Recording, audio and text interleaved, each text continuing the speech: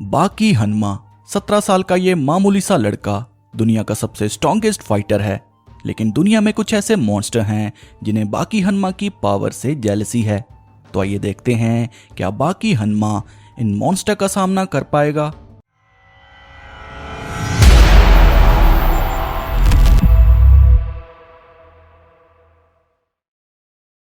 तो अगर आपने पार्ट 1 नहीं देखा तो उसका लिंक आपको डिस्क्रिप्शन में मिल जाएगा।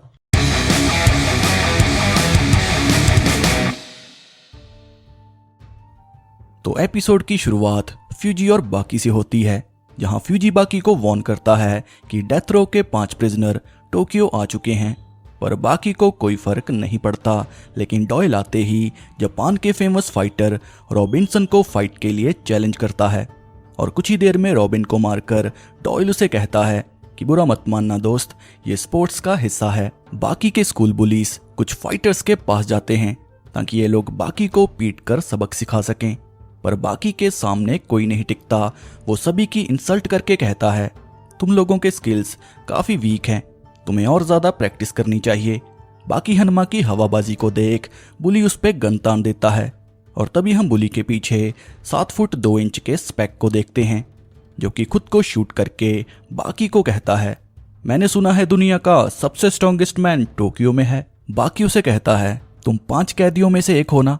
ये सुनने के बाद स्पेक बाकी को पीटने लगता है, जहां स्पेक उसे कहता है कि स्ट्रॉन्गेस्ट मैन बनने का सपना छोड़ दे। अब इसके बाद पुलिस आके स्पेक को अरेस्ट कर लेती है। जेल जाने से पहले स्पेक बाकी को गुड लक कहता है कि ये मेरी इंट्रोडक्शन थी, लेकिन जब हम दोबारा मिलेंगे तो मुझे निराश मत करना।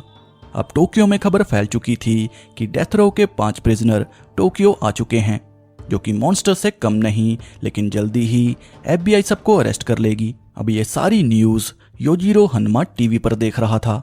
बात करें योजीरो हनमा की तो ये बाकी हनमा का बाप है और इसे हिस्ट्री का सबसे स्ट्रॉन्गेस्ट क्रीचर बताया जाता है। दुनिया में सबसे ज्यादा खौफ योजीरो हनमा का है। ये अपने एक ही हाथ से पूरी की पूरी आर्मी को खत्म कर सकता है। टीवी न्यूज़ को देख योजीरो हनमा हंसने लगता है कि FBI अगले जन्म तक इन 5 का कुछ नहीं कर पाएगी। यानागी अपने पुराने अपोनेंट गोकी शिबुकावा के पास जाता है। शिबुकावा की हालत काफी खराब थी, जिसे देख यानागी उसे कहता है कि अगर मुझे पहले पता होता तुम मुझसे हारने के बाद ऐसे बन जाओगे तो मैं तुम्हें पहले ही मार देता। बात करें गोकी शिबुकावा की तो ये फ्लावर जियाजित्सु का क्रिएटर है। ये एक अमेजिंग मार्शल आर्ट टेक्निक है जिसमें सामने वाले स्ट्रॉन्ग अपोनेंट को उठा के पटका जाता है। शिबुकावा को लग रहा था कि यानागी उससे फाइट करने आया है, पर यानागी बिना कुछ कहे यहां से चला जाता है, क्योंकि शिबुकावा में पहले जैसी बात नहीं रही। अब इसके बाद हम देखते हैं स्पेक को, जो कि जापान की जेल और यहाँ के खाने से काफी खुश था। लेकिन उसे खाना बहुत ही कम मिला था, इसलिए जेल को तोड़कर वो चाइनीज रेस्टोरेंट में जाता है, जहाँ के वर्कर को मार के स्पेक वापस जेल आ जाता है। जिसके बाद हम कैप्टन मोरियो सुनोडा को देखते हैं, जो कि अपनी टीम को कहता है कि हमें जल्दी से 5 को अरेस्ट करके उनकी जगह वापस भेजना होगा, क्योंकि ये सारे के सारे मॉन्स्टर हैं जो कि शहर के लिए खतरा साबित हो सकते हैं। बात करें कैप्टन सुनोडा की तो उसे जूडो कराटे में काफी इंटरेस्ट है। ये जूडो का एक अच्छा फाइटर है। कैप्टन सुनोडा की टीम उसे फाइटिंग का मॉन्स्टर समझती है। लेकिन जब सुनोडा वॉशरूम में हल्का हो रहा था तो तभी उसका सामना असली मॉन्स्टर स्पेक से होता है, जहां स्पेक सुनोडा को खाना ऑफर करता है, पर सुनोडा खाने को एक्सेप्ट ना करके स्पेक को मारने की कोशिश करता है, जो कि बहुत ही बचकानी हरकत थी। स्पेक उसे पीट कर कहता है कि जब कोई प्यार से खाना दे तो खा लेना चाहिए। सुनोडा को पीट के स्पेक अपने सेल में वापस आ जाता है। अब इसके बाद हम शिनशिनकाई कराटे एकेडमी को देखते हैं, जहां कात्सुमी ओरोचो और कायो रित्सु की फाइट को दिखाया जाता है। रित्सु चाइनीज केनपो का मास्टर है, वो अपने स्किल्स में सबसे परफेक्ट है। कात्सुमी और रित्सु में अमेजिंग और फ्रेंडली फाइट होती है, जहां दोनों एक दूसरे को कड़ी टक्कर देते हैं, पर एंड में कात्सुमी सबको कहता है कि रित्सु सबसे बेस्ट है, हमें रित्सु की तरह पुराने ट्रेडिशन को फॉलो करना चाहिए। और तभी डोरियन क्लास में आके डोपो ओरोची से मिलने की बात करता है। डोपो ओरोची कात्सुमी का बाप है। कात्सुमी देखता है कि डोरियन क्लास में शूज पहन के आ गया, इसलिए कात्सुमी से कहता है कि अपने गंदे जूते बाहर निकाल।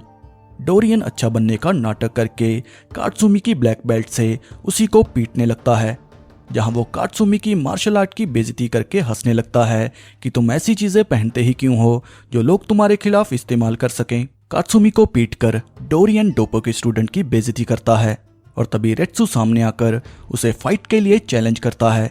रेत्सु की बात सुनकर डोरियन रोने लगता है कि मुझे पहली बार किसी मर्द ने चैलेंज दिया, लेकिन ये सब डोरियन का नाटक था। वो रेत्सु पर अटैक करने की कोशिश करता है, पर जब रेत्सु पर कोई ट्रिक काम नहीं करती तो चारों तरफ आग लगा के डोरियन भाग जाता है।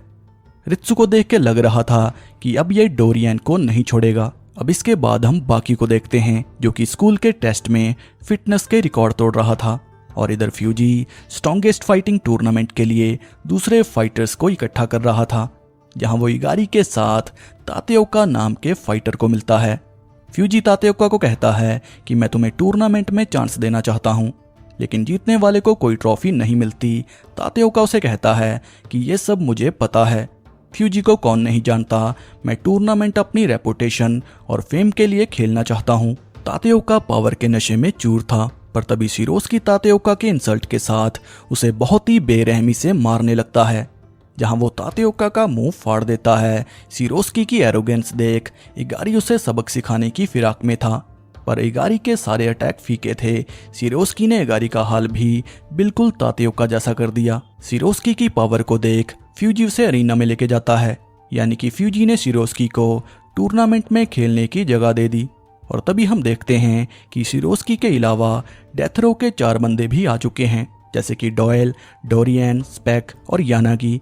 फ्यूजी पांचों से पूछता है कि तुम सारे के सारे यहाँ पर क्या करने आए हो, जहाँ सबका जवाब सेम था कि हम सारे के सारे हार का मजा चखना चाहते हैं, हमें अपने जैसे कंपटीटर की तलाश है। और ये सुनने के बाद स्पेक सबको कहता है कि क्यों ना पांचों एक दूसरे से फाइट करें। और तभी हम देखते हैं कि अरीना ग्राउंड में दूसरे फाइटर्स भी आ चुके हैं, जैसे कि बाकी, डोपो, गोकी, रित्सु और हायानामा। पांचों के पांचों एक दूसरे के सामने थे, यानी कि ये सब एक दूसरे से फाइट करेंगे। अब हमें यहाँ डोपो और हायानामा के बारे में बताया जाता है। डोपो शिनशिनकाई मार्शल आर्ट का टीचर और प्रिंसिपल है, जिसे गॉड ऑफ वॉर के नाम से भी जाना जाता है, बहुत ही स्ट्रॉन्ग और पावरफुल। बात करें हायानामा की तो ये street fighters and yakuza boss है। हायानामा जैसी स्ट्रीट फाइट दुनिया में किसी को नहीं आती। ये अपने अपोनेंट को फाड़ देता है और इसे जैपनीज स्ट्रॉन्गमैन के नाम से भी जाना जाता है। फ्यूजी सबको कहता है कि एक बार मैंने ऐसा टूर्नामेंट देखा था जिसमें 38 स्ट्रॉन्गेस्ट फाइटर थे। वो दुनिया की सबसे बेहतरीन फाइट्स थी और उसमें जीतने वाला फाइटर था बाकी हनमा। और उसी की तरह मैं चाहता हूँ कि ये फाइट भी यादगार रहे। अरीना ग्राउंड में सब डिसाइड करते हैं कि वो लोग कहीं भी और कभी भी फाइट कर सकते हैं। फाइट का एक ही रूल है कि कोई रूल को नहीं मानेगा। डोपो रेत्सु डोरियन के पीछे पीछे घूम रहे थे कि कब ये फाइट शुरू करेगा। डोपो डोरियन से अपने बेटे की धुलाई का रिवेंज लेना चाहता है और रेत्सु अपनी बेइज्जती का, और मौका देख डोपो डोरियन पर अटैक कर देता है, जहां डोपो रेत्सु को कहता है कि मुझे माफ करना दोस्त, ये शिकार मेरा है। डोरियन डोपो पर फायर अटैक करता है, पर डोपो उसके अटैक को मावाशियो के टेक्निक से रोक लेता है। मावाशियो के टेक्निक से फायर, गन और एरो के अटैक को रोका जा सकता है, पर डोरियन बहुत ही चालाक है। वो डोपो के हाथ को अपनी सीक्रेट वायर अटैक से अलग कर देता है।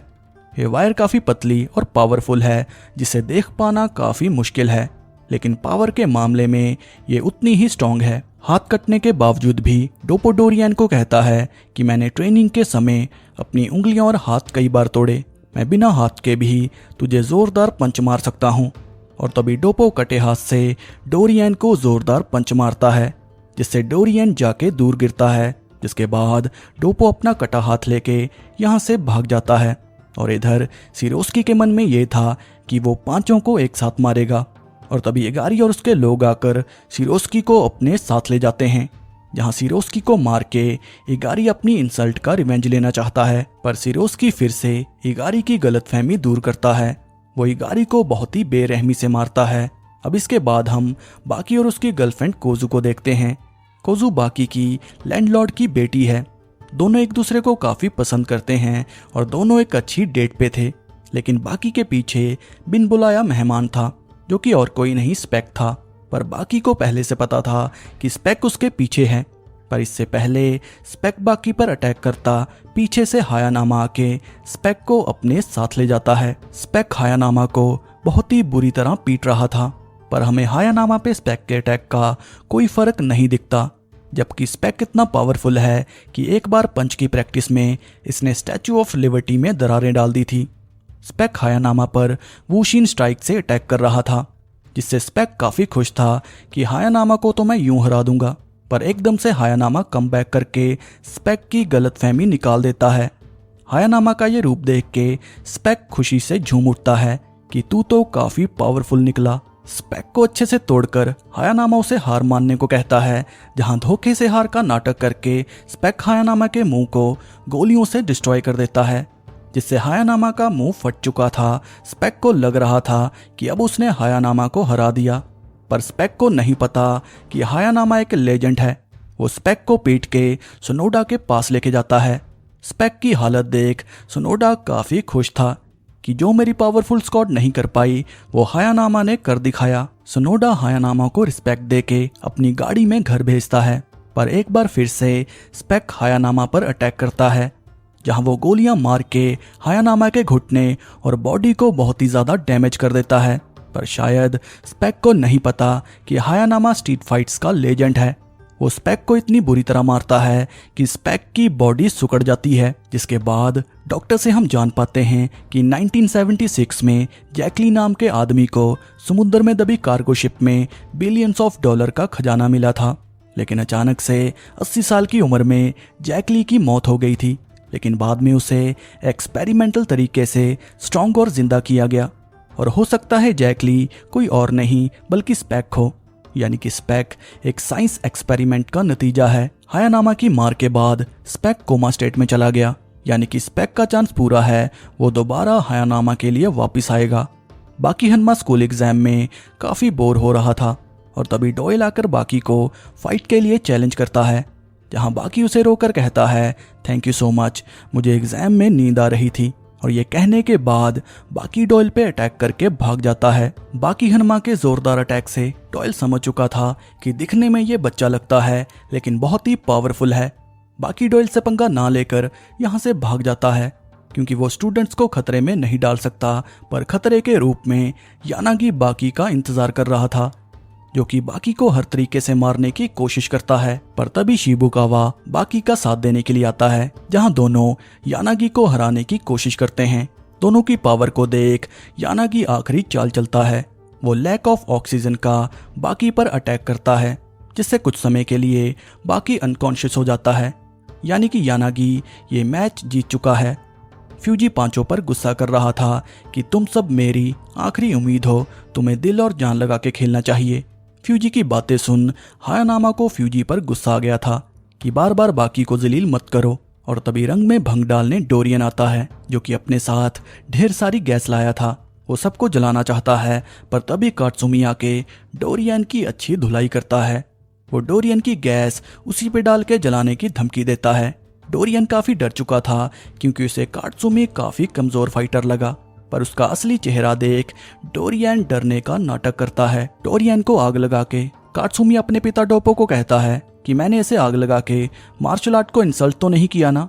बाप बेटे की बातों को इग्नोर कर रित्सु की नजर डोरियन पर पड़ती है।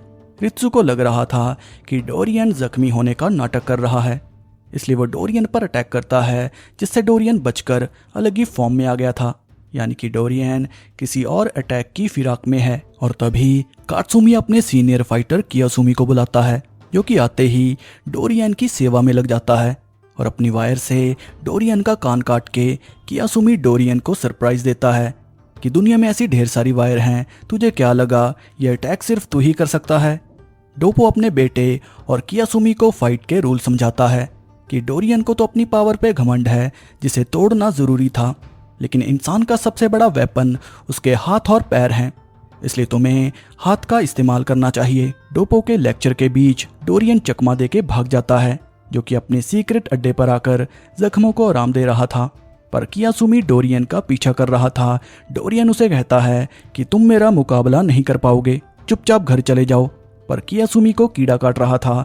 डोरियन समझ चुका था कि इसे मार खाकर ही समझ आएगी, इसलिए अपने हाथों पर ग्रीस और कांच के टुकड़े लगा के डोरियन रेडी हो चुका था। ये ग्रीस और कांच की ट्रिक गैंगस्टर कपोनी के टाइम में शुरू हुई थी। डोरियन कियासुमी को कहता है कि तुम भी ग्रीस और कांच के टुकड़े लगा लो, पर कियासुमी ओवर कॉन्फिडेंस में था, इसलिए वह डोरियन का सामना नहीं कर पाता। पर अचानक से कमबैक करके कियासुमी डोरियन को पीटने लगता है। जहां डोरियन क्लैप करके किसी ट्रिक को यूज करने वाला था, पर कियासुमी ट्रिक को फेल कर देता है।